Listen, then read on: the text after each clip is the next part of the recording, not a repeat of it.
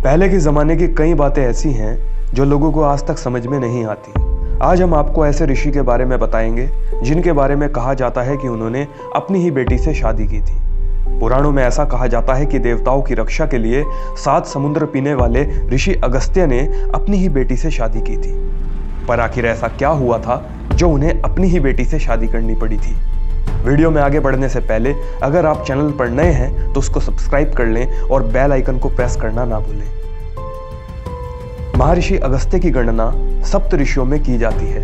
अगस्त्य ऋषि भगवान शंकर के सबसे श्रेष्ठ 7 शिष्यों में से एक थे। जब देव असुर संग्राम हो रहा था उस समय सभी दानव हारने के बाद समुद्र तल में जाकर छिप गए थे। तब भगवान विष्णु के परामर्श तथा देवताओं की विनती पर अगस्त्य ऋषि ने समुद्र का सारा जल पी लिया था। उसके बाद ही सभी राक्षसों का अंत हो पाया था।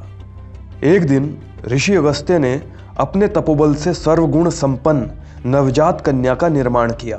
इस कन्या का नाम लोपामुद्रा रखा गया।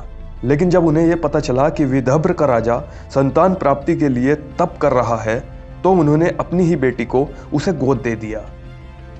जब उनकी बेटी जवान हुई तब उसी कन्या से विवाह करने के लिए ऋषि अगस्त्य ने राजा से उसका हाथ मांग लिया और राजा भी इस विवाह के लिए इनकार नहीं कर पाया, क्योंकि राजा ये जानते थे कि अगर वे ऐसा करने से मना कर देते तो ऋषि अगस्त्य उनको अपने खतरनाक श्राप से भस्म कर देते।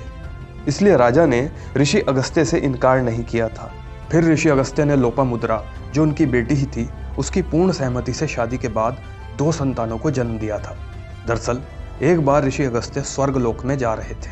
स्वर्गलोक के रास्ते में उन्होंने लोगों के एक समूह को एक पेड़ से उल्टा लटका हुआ पाया। ऋषि अगस्त्य को आश्चर्य हुआ और उन्होंने उनकी इस स्थिति का कारण पूछा।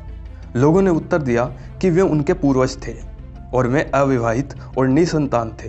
कोई भी ऐसा नहीं था जो उनकी मृत्यु के बाद उन्हें तर्पण दे सके, उनका श्राद्ध कर सके, और इसलिए वे ऐसी स्थिति में हैं।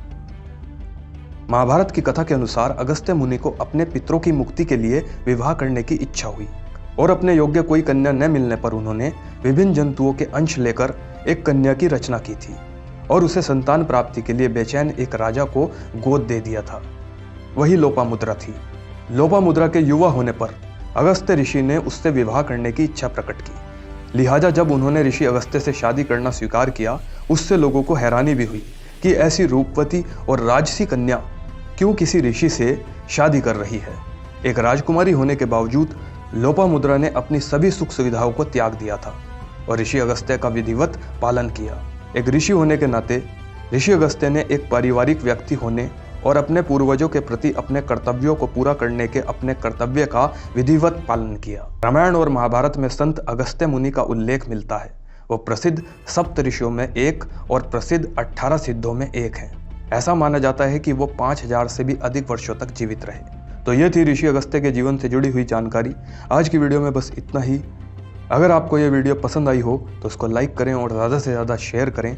साथ ही चैनल को सब्सक्राइब और बेल आइकन को प्रेस करना ना भूलें। मिलते हैं आपसे अगली वीडियो में और भी रोचक विषयों के साथ। धन्यवाद।